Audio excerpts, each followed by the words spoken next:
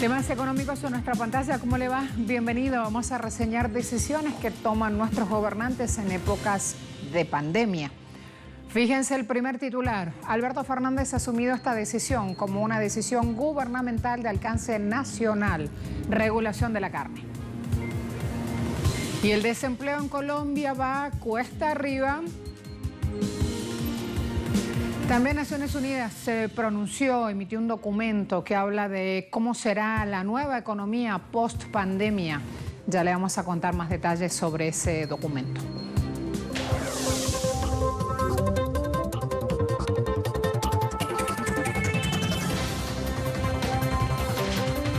En Argentina aumentó la demanda de alimentos a consecuencia del COVID-19 y el gobierno nacional creó un sistema para transparentar la comercialización de carne vacuna. La demanda de asistencia alimentaria aumentó de 8 millones de personas a 11 millones. Así lo informó Daniel Arroyo, ministro de Desarrollo Social del país. Hay que destacar que desde temprano en la mañana, ciudadanos argentinos hicieron filas bajo la lluvia fuera de esta iglesia de San Cayetano buscando procesar documentos y recibir ayuda gubernamental. Con una tasa de pobreza heredada del gobierno macrista de más del 35%, según cifras oficiales, muchas personas luchan para llegar a fin de mes, incluso hay quienes recurren a comedores populares, como el que están viendo en imágenes.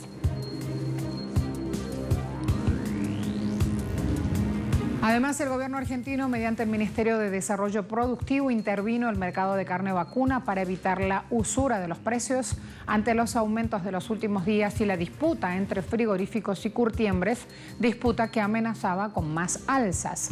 Hay que señalar que el precio de la carne vacuna subió hasta 12% en marzo si comparamos con febrero pasado, mismo año, según información aportada al diario Página 12 por la Asociación de Propietarios de Carnicerías. Ahora, de manera transitoria, se creó un régimen de carne vacuna y sus derivados en el que los frigoríficos deben informar la cotización de estos productos semanalmente. Y el presidente de Brasil, Jair Bolsonaro, insistió en que las medidas contra el coronavirus no pueden comprometer la economía, así como insistió también en la necesidad de salvar vidas sin olvidar los empleos. El Banco Central calcula que la economía de Brasil se contraerá 0,48% este año frente al 1,48% de crecimiento que pronosticaba hace una semana nada más. También prevé que la inflación esté por debajo del 3%, con menos apoyo político. Bolsonaro, que no dictó cuarentena, quiere asegurarse el respaldo de los pobres. Bolsonaro anunció que el gobierno acelerará pagos en efectivo de $600, aproximadamente unos $117, a los ciudadanos más pobres durante este brote pandémico, una vez que el Senado apruebe un proyecto de ley que ya recibió el visto bueno en la Cámara de Diputados.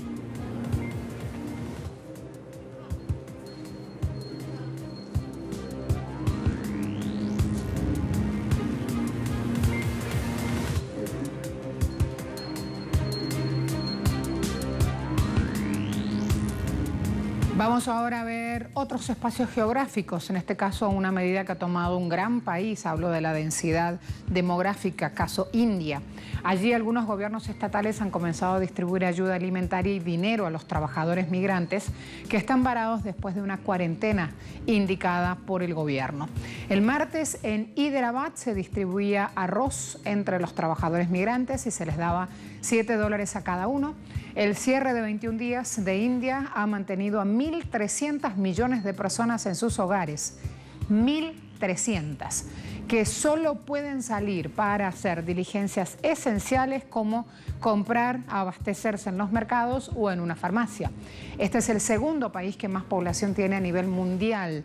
Hoy, en medio de la pandemia, tiene el bloqueo más grande y está afectando una fuerza laboral que se dedica al trabajo diario en las calles. En medio de las restricciones, muchos se fueron a sus pueblos, regresaron a casa buscando comida y también seguridad. Si hablamos de Japón, el COVID-19 dispara la práctica del teletrabajo. esta opción que permite trabajar en un lugar diferente al de la oficina. El trabajo se hace en una zona alejada de centros comerciales, de instalaciones de producción, usando nuevas tecnologías de información y de comunicación. Así que también aprovechando esa experiencia y porque todos estamos aprendiendo de a poquito en casa, algunos más rápido que otros o algunos con mejor internet que otros, también allí la condición tecnológica y el acceso es importante de mencionarlo. Los niños hoy por hoy con las clases y las tareas escolares también van tomando nuevas herramientas. Esto están haciendo en Japón.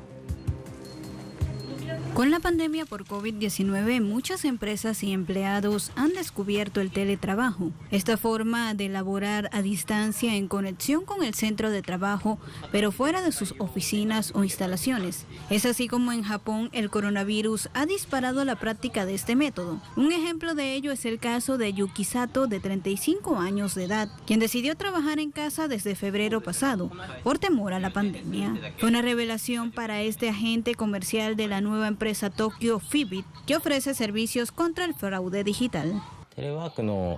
Lo bueno del teletrabajo es que puedo tener más tiempo libre. Normalmente paso 2 horas en total que ahora uso para hacer las cosas en casa.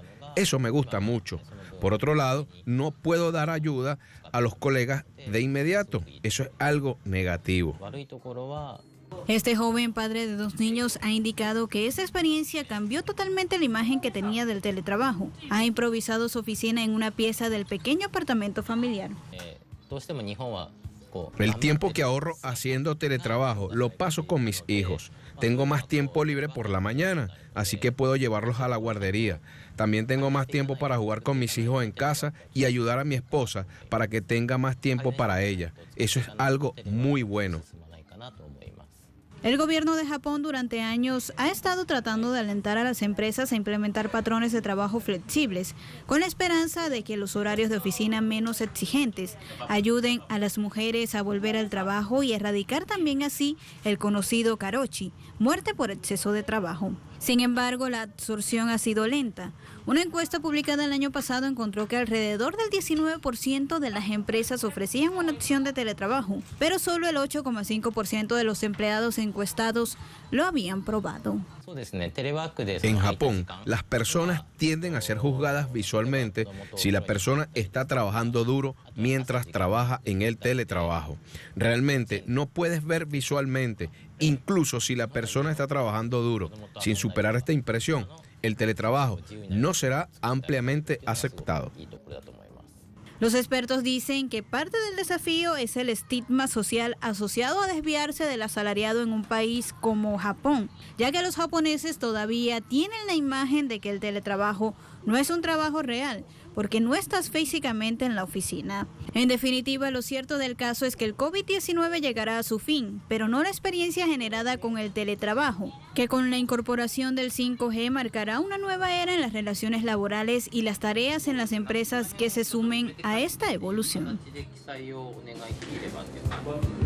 A la vuelta, Naciones Unidas ha tratado de, en esta época de pandemia, emitir un documento que se nota tiene una dosis de esperanza. La cuestión es que la incertidumbre es alta y lo que buscan desde múltiples organismos internacionales es establecer alguna línea de idea, de reflexión, de debate de cómo será la economía post-pandemia, porque hoy todo está patas para arriba y la palabra recesión la empezamos a usar más de lo habitual. Muchos hemos aprendido qué es la recesión, así como veíamos recién teletrabajo desde Japón, muchos andamos ya usando otros términos que hasta hace pocos meses estaban ausentes en nuestros vocabularios. Vamos a ver en el nuevo documento que emite Naciones Unidas por qué está buscando y hablando de una economía nueva. ¿A qué se refiere? Ya se lo voy a contar.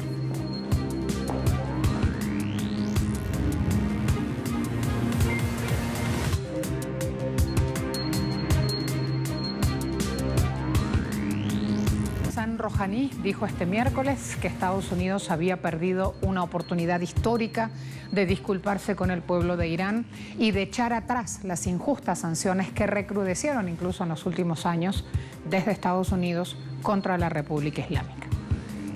Algunos países occidentales tuvieron más tiempo que nosotros. Fueron afectados por el nuevo brote del virus de 10 a 15 días después de haber estado, pero se quedaron sin camas de hospital, dispositivos de ayuda respiratoria y ventiladores. Han obligado a sus fábricas a detener toda la producción y solo haga ventiladores. Se quedaron sin comida y máscaras. Tienen problemas en sus hospitales en este momento. Son países donde no hay más camas de hospital para pacientes, tienen demasiado miedo para salir de sus salas de medios, pero siguen hablando y mintiendo y diciendo cosas inapropiadas sobre Irán. Este fue un buen momento, esta fue una oportunidad para los estadounidenses de disculparse por sus acciones equivocadas. Este fue un problema humano y nadie les habría reprochado por retroceder. Esta fue la mejor oportunidad histórica para que los estadounidenses regresen por el camino equivocado que han elegido y decirle a la nación iraní por una sola vez que no estamos en contra del pueblo iraní. ¿Por qué dice ahora esto Hassan Rouhani? Primero hay que destacar que su país tiene el mayor número de casos de coronavirus en Oriente Medio. El presidente Donald Trump dijo que Estados Unidos estaba abierto a ayudar a otros países, incluido Irán, a combatir la pandemia y por eso desde la República Islámica instaron a Washington a levantar sanciones en lugar de ofrecerles ayuda condicionada. Allí parte de la traducción o de las líneas semióticas de este pronunciamiento de Rouhani.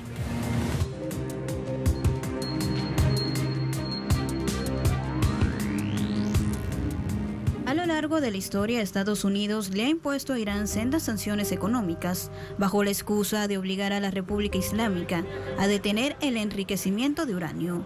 Ese bloqueo económico paralizó la economía persa. Tan solo entre los años 2012 y 2016, Irán perdió más de 160.000 millones de dólares en ingresos petroleros. Con la firma del Plan de Acción Integral Conjunta, comúnmente conocido como Acuerdo Nuclear, Teherán pudo acceder a más de 100.000 millones de dólares en activos propios que le habían congelado en el extranjero. Pudo además retomar su cuota en el mercado petrolero global, así como utilizar el sistema financiero mundial para el comercio. Pero todo ese avance se vio ensombrecido en 2018, cuando Estados Unidos, con Donald Trump a la cabeza, decidió abandonar el pacto de 2015, restableciendo así las sanciones contra Irán y amenazando a los estados que comerciaran con él. Ese incumplimiento por parte de Washington provocó que la economía iraní volviera a frenarse. El valor de su moneda alcanzó mínimos históricos y se cuadruplicó su tasa de inflación anual, alejando a los inversores extranjeros y desencadenando protestas en el país. Si bien Reino Unido, Alemania y Francia, que se oponen a las sanciones estadounidenses, establecieron un mecanismo de pago alternativo destinado a ayudar a las empresas internacionales a comerciar con Irán, sin enfrentar sanciones estadounidenses, en la práctica esto no se consolidó. Las otras 5 potencias mundiales no pudieron proteger a Irán de las sanciones ilegales de Washington. Desde la Organización de Naciones Unidas aseguran que la recuperación del COVID-19 debe conducir a una economía diferente, más igualitaria, inclusiva y sustentable. El secretario general del organismo, Antonio Guterres, presentó un informe sobre el impacto socioeconómico de la crisis causada por el coronavirus. Esta no es una crisis financiera, es una crisis humana.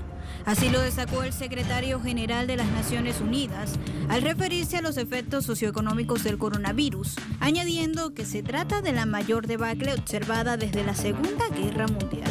Antonio Guterres hizo hincapié en la necesidad de impulsar la solidaridad y la unión para abordar la devastación socioeconómica que el COVID-19 está causando en todas las regiones. El líder de la ONU presentó un informe que describe la magnitud del problema, la gravedad de los casos y la desarticulación económica y social que provoca el virus, cuyo avance ya supera las 800.000 personas contagiadas y más de 43.000 muertes en 204 países, áreas y territorios. La divulgación del informe ocurrió precisamente después de que el FMI anunciara que la economía mundial ha entrado en una etapa de recesión tan aguda o peor que la de 2009, que siguió a la crisis financiera global. El documento incluye un plan de respuesta de gran escala, orquestado y multilateral, que necesitaría recursos equivalentes al menos al 10% del Producto Interno Bruto Mundial. Los objetivos del Fondo de Respuesta pasan por atajar la emergencia de salud, enfocarse en el impacto social y la respuesta económica para la recuperación, ayudar a los países a lograr una recuperación con capacidades fortalecidas. Los requerimientos del fondo se proyectan en $1.000 millones para los primeros 9 meses y serán revisados según evolucionen las necesidades como resultado de la pandemia. Un punto a tener en cuenta aquí que ha destacado el titular de la ONU es que los paquetes de movilización de recursos creados hasta ahora fueron hechos por y para países desarrollados. Según Guterres, esas naciones pueden afrontar la crisis por sí solas y algunas ya lo están haciendo. No obstante, se deben incrementar masivamente los recursos disponibles para el mundo en desarrollo. Debemos hacer lo mismo a nivel global, ha puntualizado Guterres. Para ello, consideró que se debe expandir la capacidad del FMI y de otras instituciones financieras internacionales mediante la emisión de derechos especiales de giro para la rápida inyección de recursos a los países que más lo necesiten. A la vuelta de la pausa vamos a ver la situación en un país latinoamericano que siempre ha tenido índices altos de trabajo informal. La cuestión que ahora con esta pandemia tiene además un indicador estadístico oficial que da al país de desempleo que está en la cresta de la ola. Ya le cuento de qué país se trata.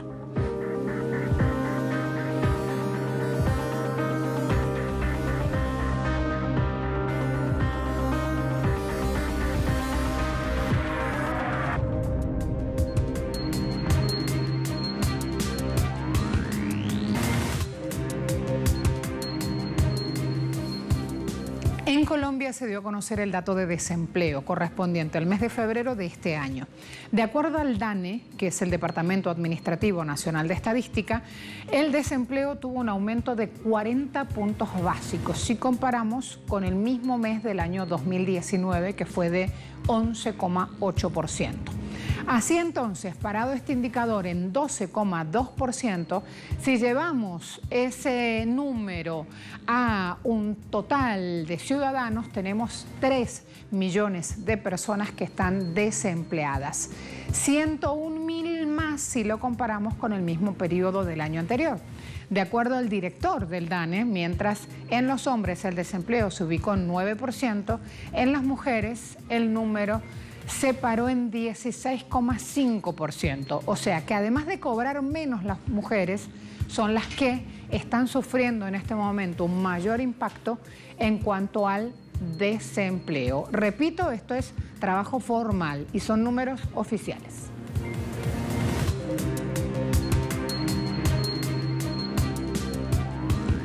En China, los exportadores están aprovechando nuevas oportunidades después de este shock inicial que ha dejado el coronavirus. Exploramos a ver de qué se trata. Gracias a la ayuda de los gobiernos locales, las fábricas y los exportadores de toda China pueden reevaluar sus planes comerciales para proteger a sus empleados y las ventas en medio de la pandemia. Wang Yayong, CEO de una empresa de calzado y exportador de Wenzhou, una ciudad en la provincia oriental de China de Zhejiang, sintió de cerca los síntomas económicos del coronavirus.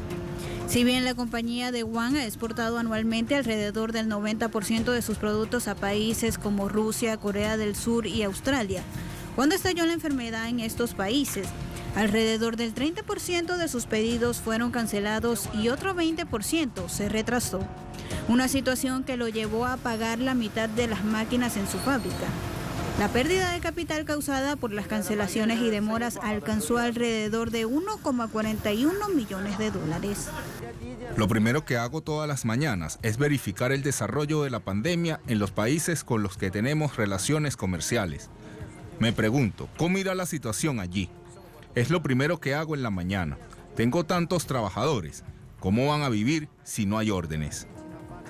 Wang consideró cambiar su enfoque comercial de ventas internacionales a ventas nacionales. Sin embargo, los canales de distribución nacionales son diferentes y necesitaría renovar la mayor parte de la tecnología utilizada en sus fábricas. Cada línea de producción requiere una inversión aproximada de 2 millones de yuanes. por lo que existe un alto riesgo. Pero no hay otra forma. No podía dormir por la noche, estaba pensando en cómo cambiarlo y cómo hacerlo. Lidiar con eso, cómo mantener mi volumen y mis pedidos al mismo nivel que antes. Estaba muy ansioso. La ciudad donde se encuentra esta fábrica es reconocida como la capital de los zapatos del gigante asiático, donde millones de calzados se envían al extranjero y para ayudar a los fabricantes locales de zapatos a sobrevivir este momento difícil, la Oficina de Comercio de Wenzhou comenzó a planificar métodos para mantener estables los pedidos de exportación tan pronto como sea posible. De igual forma, emitió unos $14 millones de fondos de emergencia para ayudar a las empresas a estabilizar sus pedidos de exportación. Además, se organizaron ferias de inversión en la nube para conectar a las empresas locales con más de 1.000 agentes de compra y distribuidores nacionales. Obtuvimos más de $500,000 de yuanes de reembolso para la seguridad social y también el reembolso de la tarifa de alquiler de los transbordadores que utilizamos para transportar a nuestros empleados. Además, el interés del préstamo es muy bajo, alrededor del 0.3%. El costo reducido total con una estimación conservadora es de más de 1 millón de yuanes. Al mismo tiempo, One recibe entre 5.000 y 10.000 pedidos todos los días de diferentes partes del país. Y aunque todavía hay obstáculos, One ahora tiene confianza. A través de los esfuerzos de su propia empresa, sumado a la ayuda y el asesoramiento del gobierno y de personas de todos los ámbitos de la sociedad, combinándolos todos a la vez, cree que lograrán salir adelante. Hasta luego. Gracias a todos.